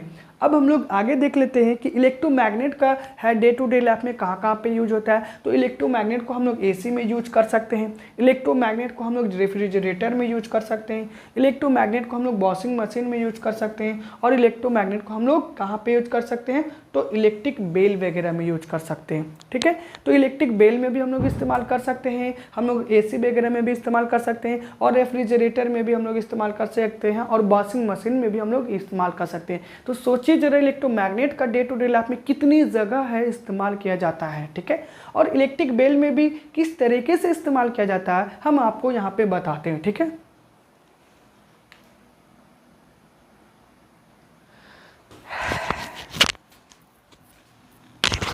देखिए हम यहाँ पे इलेक्ट्रिक बेल बनाए हैं, आपको फिगर यहाँ पे बना हुआ है, इलेक्ट्रिक है जो कि बेल है बना हुआ है यहाँ पे फिगर। और इस इलेक्ट्रिक बेल में इलेक्ट्रोमैग्नेट का इस्तेमाल किया जाता है। तो इलेक्ट्रोमैग्नेट का इस्तेमाल किया जाता है, देखिए ये है यहाँ पे बैटरी लगा हुआ, ठीक है, ये है आपका स्विच लगा हुआ है और यहाँ पे है मैग्नेट है, ठीक है। जब आप इस यहाँ पे इलेक्ट्रिक करंट को जब पास करवाओगे, ये इसको हम लोग बोलते हैं गोंग बोलते हैं। और यहाँ पे ये है मेटल स्ट्रिप है, क्या है ये मेटल स्ट्रिप है। जैसे ही यहाँ से करंट इसमें पास करेगा तो ये इलेक्ट्रोमैग्नेट, ये वैसे तो मैग्नेट है, ये है ना, तो यहाँ पे ये इलेक्ट्रोमैग्नेट बन जाएगा, क्योंकि जब आप इसको इस मतलब इलेक्ट्रिक करंट को पास करवाओगे तो ये कंडक्टिंग मटेरियल होता है। और कंडक्टिंग मटेरियल से जब आप इलेक्ट्रिक करंट को पास करवाओगे तो ये इलेक्ट्रोमैग्नेट की तरह बिहेव करेगा। और जब इलेक्ट्रोमैग्नेट की तरह बिहेव करेगा तो ये मेटल आर्म को अपनी ओर अट्रैक्ट करेगा। ये मेटल आर्म जो होता है वो आयरन का बना हुआ होता है, तो आयरन का बना हुआ होता है, तो ये मैग्नेट की तरह बिहेव कर रहा है, तो आयरन को अपनी ओर अट्रैक्ट करेगा। और जब आयरन को अट्रैक्ट करेगा तो ये देखिए ये हैमर है, ये है आपका क्या है, ये है आपका हैमर है, ये आपका गोंग है। तो जब ये मैग्नेट की तरह बिहेव करेगा, ये मैग्नेट है इलेक्ट्रोमैग्नेट, जब आयरन को अपनी ओर अट्रैक्ट करेगा तो ये हैमर जाकर के स्ट्राइक करेगा किसके ऊपर, गोंग के ऊपर। और जब गोंग के ऊपर स्ट्राइक करेगा तो क्या होगा, बेल है जो कि रिंग होना स्टार्ट हो जाएगा। फिर आप स्विच ऑफ करोगे, जब स्विच ऑफ करोगे तो फिर ये है आयरन स्ट्रिप को है क्या कर देगा, छोड़ देगा क्योंकि करंट जब पास करवाओगे तभी तो इलेक्ट्रोमैग्नेट की तरह बिहेव करेगा। जैसे ही करंट को स्टॉप करोगे तो ये आयरन स्ट्रिप को छोड़ देगा, आयरन स्ट्रिप को छोड़ेगा, जैसे ही छोड़ेगा तो है जो कि बेल बजना बंद हो जाएगा। फिर आप इलेक्ट्रिक स्विच दबाओगे, फिर इलेक्ट्रिक करंट पासेस होगा, इलेक्ट्रिक करंट जैसे ही फिर पासेस होगा फिर आयरन स्ट्रिप को अट्रैक्ट करेगा अपनी ओर, और फिर आयरन स्ट्रिप को अट्रैक्ट करेगा, फिर है गोंग पे है हैमर अट्रैक्ट करेगा, और जब गोंग पे है हैमर अट्रैक्ट करेगा फिर है बेल बजना स्टार्ट हो जाएगा, ठीक है। तो इन दिस वे में है जो कि इलेक्ट्रोमैग्नेट है जो कि वर्क करता है आपका किसमें, तो इलेक्ट्रिक स्विचेज में, इलेक्ट्रिक बेल में, सॉरी, ठीक है। अब हम लोग सोलेनॉइड देख लेते हैं। सोलेनॉइड जो होता है वो एक हेलिक्स पैक्ड होता है जो आयरन कोर का बना हुआ होता है, ठीक है। सोलेनॉइड जो होता है वो एक हेलिक्स पैक्ड होता है जो कि आयरन कोर का बना हुआ होता है। तो हम लोग सोलेनॉइड को इस तरीके से डिफाइन कर सकते हैं, ए solenoid is a helix packed that is made up of iron, ठीक है। इसका स्ट्रक्चर ये है, आप इसमें एक होता, इसमें देखा जाए तो इसको हम लोग अटैच कर देते हैं बैटरी से, और इसमें जब हम लोग करंट पास करवाते हैं और इसके अंदर अगर हम लोग सॉफ्ट आयरन कोर अगर हम लोग अंदर डाल देते हैं तो इससे और करंट को जब पास करवाते हैं तो ये सोलेनॉइड भी है जो कि बिहेव करने लगता है किसकी तरह, तो इलेक्ट्रोमैग्नेट की तरह, ठीक है। आगे देख लेते हैं हम लोग यहाँ पे इलेक्ट्रिक करंट में मटेरियल्स के बारे में। बहुत सारे मटेरियल्स हमारे आसपास में मौजूद होते हैं, ठीक है। एक होता है, देखा जाए तो बहुत सारे मटेरियल्स हमारे आसपास में मौजूद होते हैं। कुछ ऐसे मटेरियल्स होते हैं जो कंडक्टिंग मटेरियल्स होते हैं, कुछ ऐसे मटेरियल्स होते हैं जो नॉन कंडक्टिंग मटेरियल्स होते हैं। तो देखा जाए तो इसमें हम लोग यहाँ पे कंडक्टिंग मटेरियल्स के बारे में बात कर रहे हैं। एक हुआ नॉन कंडक्टिंग, मतलब इंसुलेटर है, यहाँ पे कंडक्टर है। तो material that allow to electricity passes through them that is called the conducting materials और कॉल्ड कंडक्टर। मतलब वैसे हम लोग वैसे मटेरियल को हम लोग कंडक्टर बोलते हैं जो इलेक्ट्रिक करंट को पासेस करता है अपने से, ठीक है। जब हम लोग इलेक्ट्रिक करंट को पासेस करवाते हैं कुछ मटेरियल से तो वो इलेक्ट्रिक करंट को पासेस करता है। तो वैसे मटेरियल को हम लोग क्या बोलते हैं, कंडक्टर बोलते हैं। कुछ ऐसे मटेरियल्स हमारे आसपास में मौजूद होते हैं जिससे हम लोग इलेक्ट्रिक करंट को पास करवाते हैं तो वो इलेक्ट्रिक करंट को है प्रॉपर वे में पास होने नहीं देता है। तो वैसे मटेरियल को हम लोग बोलते हैं इंसुलेटर बोलते हैं, यानी कि नॉन कंडक्टर हम लोग बोल सकते हैं, ठीक है। अब हम लोग यहाँ पे देख लेते हैं कि इलेक्ट्रिकल कंडक्टिविटी क्या होता है, ठीक है। तो यहाँ पे हम आपको बता दिए, कंडक्टर के बारे में बता चुके हैं, हम आपको इंसुलेटर के बारे में बता देते हैं। तो देखा जाए तो यहाँ पे कंडक्टर और इंसुलेटर के बीच का जो डिफरेंस होता है ना उसको हम लोग एक्सप्लेन करते हैं, तो उसी को हम लोग बोलते हैं इलेक्ट्रिकल कंडक्टिविटी बोलते हैं। क्या बोलते हैं, इलेक्ट्रिकल कंडक्टिविटी बोलते हैं। मतलब हम लोग यहाँ पे ये बोलेंगे कि कौन सा मटेरियल कितना अमाउंट में करंट को पास कर रहा है ना, ठीक है। तो इलेक्ट्रिकल हम लोग इंसुलेटर और कंडक्टर के बीच के डिफरेंस को ही हम लोग बोलते हैं इलेक्ट्रिकल कंडक्टिविटी बोलते हैं, ठीक है। अब यहाँ पे हम लोग देख लेते हैं कि एक कटायन होता है और एक अनायन होता है, ठीक है। तो पॉजिटिवली चार्ज आयन को हम लोग बोलते हैं कटायन बोलते हैं, और नेगेटिवली चार्ज आयन को हम लोग क्या बोलते हैं, अनायन बोलते हैं, ठीक है। तो पॉजिटिवली चार्ज को हम लोग कटायन बोल दिए, ठीक है, पॉजिटिवली चार्ज को हम लोग कटायन बोल दिए, और नेगेटिवली चार्ज आयन को हम लोग क्या बोल देते हैं, हम अनायन बोलते हैं। एक होता है कैथोड भी होता है, ठीक है, जो नेगेटिवली चार्ज होता है, और एक होता है एनोड होता है जो पॉजिटिवली चार्ज होता है। अक्सर है, लेकिन अक्सर बहुत सारे स्टूडेंट है जो कि कंफ्यूज होता है कि सर कटायन पॉजिटिव होता है, अनायन नेगेटिव होता है। तो इसमें आप कंफ्यूज मत होइएगा। कटायन जो होता है वो पॉजिटिवली चार्ज होता है, और कैथोड जो होता है वो नेगेटिवली चार्ज होता है। वाइल अनायन जो होता है वो नेगेटिवली चार्ज होता है, और एनोड जो होता है वो पॉजिटिवली चार्ज होता है, ठीक है। तो बस इसको आप याद रख लीजिएगा, ठीक है। अब हम लोग देख लेते हैं इलेक्ट्रोलाइट क्या होता है। तो electrolyte is a substance, electrolyte is a substance that conduct the electric current when dissolved in water or when it is melted। देखिए इलेक्ट्रोलाइट जो होता है वो एक सबस्टांस होता है। जब आप उसको वाटर में डिजॉल्व करेंगे, जब आप उसको मोल्टेन स्टेट में रखेंगे, मोल्टेन स्टेट में रखेंगे और उसमें इलेक्ट्रिक करंट को पास करवाएंगे, तो वो है डिफिनिट है कि इलेक्ट्रिक करंट को पास करेगा ही करेगा। लेकिन कुछ ऐसे सबस्टांस हमारे नेचर में पाए जाते हैं, आसपास में पाए जाते हैं, जिससे आप करंट को पास करवाओगे तो वो करंट को पास करने देगा नहीं। तो वैसे को हम लोग बोलते हैं नॉन इलेक्ट्रोलाइट सबस्टांस बोलते हैं। लेकिन अगर इलेक्ट्रिक करंट अगर पास कर जाता है तो हम लोग उसको बोलेंगे क्या, इलेक्ट्रोलाइट बोलेंगे। तो जब आप उसको मोल्टेन स्टेट में रखोगे या आप उसको वाटर में डिजॉल्व करोगे तो वो एक सॉल्यूशन का फॉर्मेशन होगा, और उसमें करंट को पास करवाओगे तो वो इलेक्ट्रिक करंट को पास करेगा, मतलब है इलेक्ट्रिक करंट को कंडक्ट करेगा। तो वैसे को हम लोग इलेक्ट्रोलाइटिक सबस्टांस बोलेंगे, ठीक है। क्या बोलेंगे, इलेक्ट्रोलाइटिक सबस्टांस बोलेंगे। अब है कि इलेक्ट्रोलाइटिक सॉल्यूशन भी होता है। तो जब हम लोग वाटर और इलेक्ट्रोलाइटिक सबस्टांस को डिजॉल्व करेंगे, ठीक है, तो उस सॉल्यूशन को ही हम लोग क्या बोलते हैं, इलेक्ट्रोलाइटिक सॉल्यूशन बोलते हैं, ठीक है। मतलब देखा जाए तो उसमें वाटर कहीं ना कहीं होगा ही। तो electrolytic substance dissolve in water, this solution is called the electrolytic solution. जैसे NaCl को वाटर में डिजॉल्व करोगे, करंट को पास करवाओगे तो वो उससे करंट को पास करेगा। लेकिन अगर आप NaCl को सॉलिड स्टेट में रखोगे तो वो इलेक्ट्रिक करंट को पासेस नहीं करेगा। क्यों नहीं करेगा, क्योंकि वो आयंस का फॉर्मेशन ही नहीं कर रहा। जब तक आयंस का फॉर्मेशन नहीं होगा तब तक इलेक्ट्रिक करंट पासेस नहीं होंगे। तो NaCl को जब आप वाटर में डिजॉल्व करते हो उस केस में आयंस का फॉर्मेशन होता है, और जब आयंस का फॉर्मेशन होगा तो डिफरेंट करंट भी पासेस होंगे। तो ये हो गया आपका, क्या हो गया, आपका इलेक्ट्रोलाइटिक सॉल्यूशन हो गया। Okay, next, substance which does not conduct electricity through its solution water is called non-electrolyte। अभी हम आपको यहाँ पे बताया कि दो तरीके का, एक होता है इलेक्ट्रोलाइटिक, एक होता है नॉन इलेक्ट्रोलाइटिक। तो वैसे सबस्टांस जिसको वाटर में डिजॉल्व करने पर इलेक्ट्रिक करंट को पास नहीं करता हो, तो वैसे सबस्टांस को हम लोग नॉन इलेक्ट्रोलाइटिक सबस्टांस बोलते हैं, ठीक है। क्या बोलते हैं, नॉन इलेक्ट्रोलाइटिक सबस्टांस बोलते हैं। जैसे शुगर को आप डिजॉल्व कर दो वाटर में तो ये इससे करंट पास नहीं करेंगे। अब बोलेंगे सर शुगर को डिजॉल्व करेंगे तो इससे करंट क्यों नहीं पास करेंगे, क्योंकि आयंस का फॉर्मेशन नहीं करेगा।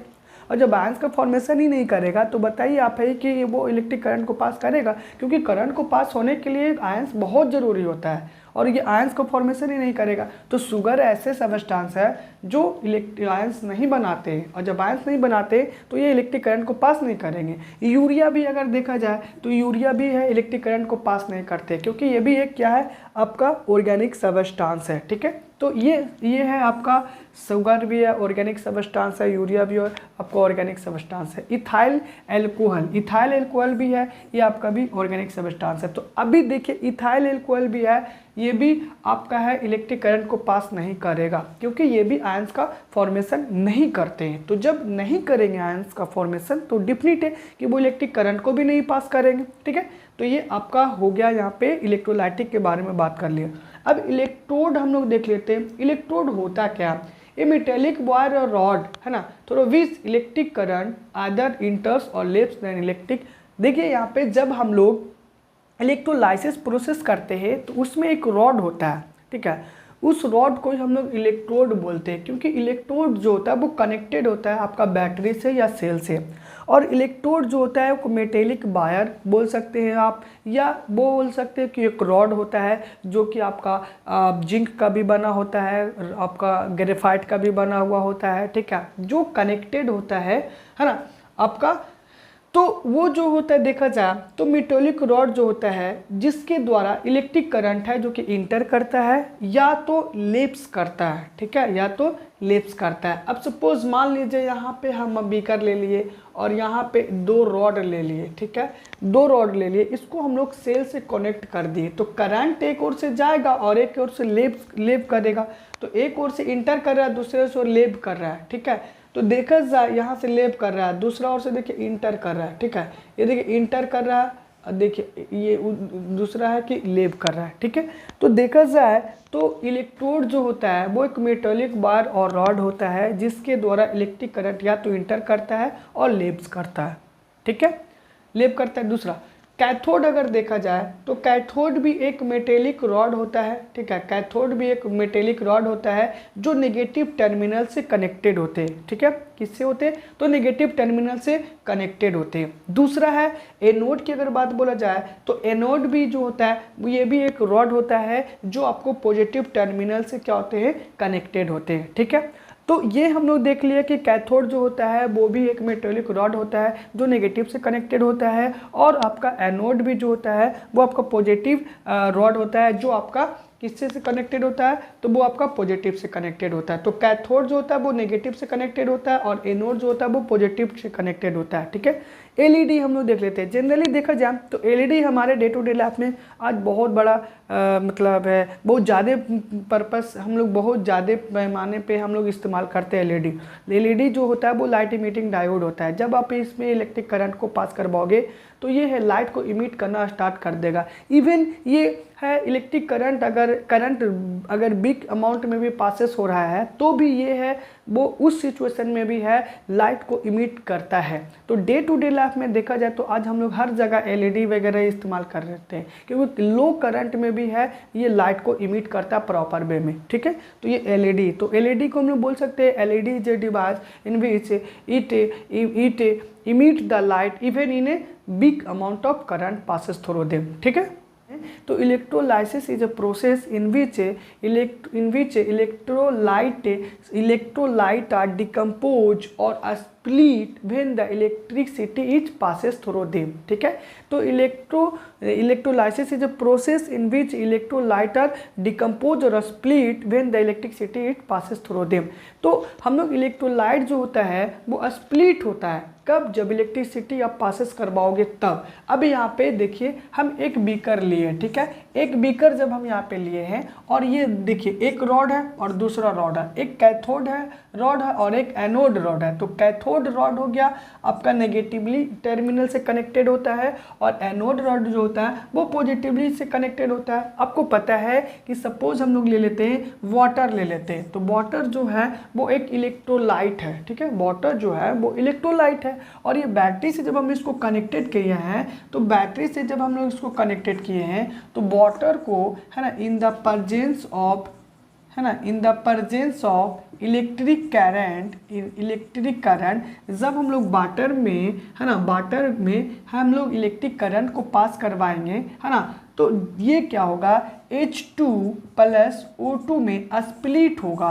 H2 जो जाएगा वो आपका कैथोड पे जाएगा और O2 जाएगा वो आपका एनोड पे जाएगा, ठीक है। तो इस तरीके से इलेक्ट्रोलाइट जो है इलेक्ट्रोलाइटिक जो सबस्टांस है वो स्प्लिट कर रहा है ना, वो स्प्लिट कर रहा है कब, जब इलेक्ट्रिक करंट को आप पासेस करवा रहे हो। तो एक प्रोसेस होता है इलेक्ट्रोलाइसिस जो होता है वो एक प्रोसेस होता है जिसमें है इलेक्ट्रोलाइटिक सबस्टांस है जो स्प्लिट करता है, ठीक है। अभी हम लोग इलेक्ट्रोप्लेटिंग देख लेते हैं। इलेक्ट्रोप्लेटिंग भी जो होता है वो एक प्रोसेस होता है जिसमें एक थिन मेटल का लेयर है किसी भी कंडक्टिंग सबस्टांस पे है कोटेड किया जाता है, ठीक है। तो electroplating is a process in which a thin layer of metal coated on the any other conducting material by the electrolysis process.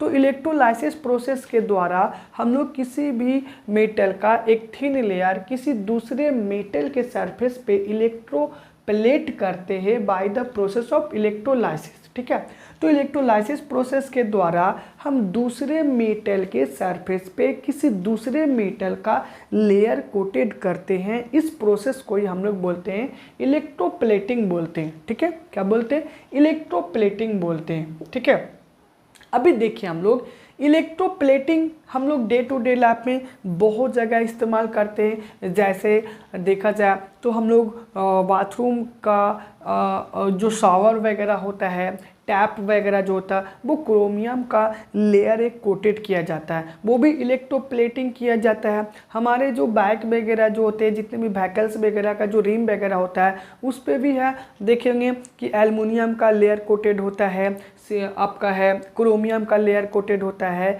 तो इन सभी पे है लेयर एक कोटेड किया जाता है किसी दूसरे मेटल का किसी दूसरे मेटल के सरफेस पे by the process of electrolysis. तो इलेक्ट्रोलाइसिस प्रोसेस के द्वारा इलेक्ट्रोप्लेट किया जाता है किसी दूसरे मेटल के सरफेस पे किसी दूसरे मेटल का लेयर कोटेड किया जाता है। अब हम लोग इसके पर्पस क्या क्या होते हैं, तो हम लोग डेकोरेशन पर्पस से कर सकते हैं, प्रिवेंटिंग पर्पस से कर सकते हैं। मतलब देखते होंगे कि हम लोग कोई ज्वेलरी वगैरह को अट्रैक्टिव और बनाने के लिए हम लोग उसके गोल्ड का लेयर कोटेड कर देते हैं, सिल्वर का लेयर कोटेड कर देते हैं, और भी बहुत सारे मेटल का लेयर कोटेड कर देते हैं। तो एक तो है देखा जाए तो डेकोरेटिंग पर्पस से हम लोग कर रहे हैं। दूसरा पर्पस हमारा होता है कि हम लोग उसको कोरोजन से बचाने के लिए, रस्टिंग से बचाने के लिए हम लोग कर देते हैं। अभी हम आपको बताए थे कि बाथरूम का जो शॉवर वगैरह होता है, आपका हो गया बेसिन का जो टैप में लगा हुआ था वो सब, या व्हीकल्स का जो रिम्स वगैरह होता है उसके जो रिम्स वगैरह जो होते हैं, तो देखा जाए तो उसको भी इलेक्ट्रोप्लेट किया जाता है इलेक्ट्रोलाइसिस प्रोसेस के द्वारा। तो वहाँ पे हम लोग क्रोजन प्रोसेस से बचाने के लिए हम लोग ये सभी प्रोसेस कर रहे हैं। ठीक है, तो ये सभी बचाने के लिए हम लोग इलेक्ट्रोप्लेटिंग प्रोसेस करते हैं। ठीक है, दूसरी बात है कि हम लोग जब भी इलेक्ट्रोप्लेटिंग करते हैं तो सबसे पहले इलेक्ट्रोप्लेटिंग करने के पहले हम लोग अल्कली सॉल्यूशन से उसको वॉश करते हैं, एंड आफ्टर दैट फिर हम उसको है रनिंग वाटर में उसको वॉश करते हैं, एंड आफ्टर दैट हम लोग इलेक्ट्रोलाइसिस प्रोसेस करते हैं। ठीक है, तो किसी भी मेटल का कोटेड हम लोग तभी करते हैं जब हम उसको अल्कली सॉल्यूशन से पहले वॉश करते हैं, एंड आफ्टर दैट उसको वाटर से वॉश करते हैं, तब हम लोग इलेक्ट्रोलाइसिस प्रोसेस करते हैं। यानी कैथोड में हम कैथोड रॉड को हम लोग उसमें डुबोते हैं, और तब जाके उस पर एक मेटल का लेयर कोटेड होता है, और फाइनली वो इलेक्ट्रोप्लेटेड होता है। ठीक है, ओके, यहाँ तक रहने देते हैं। Okay, bye bye, take care, thanks, have a nice day.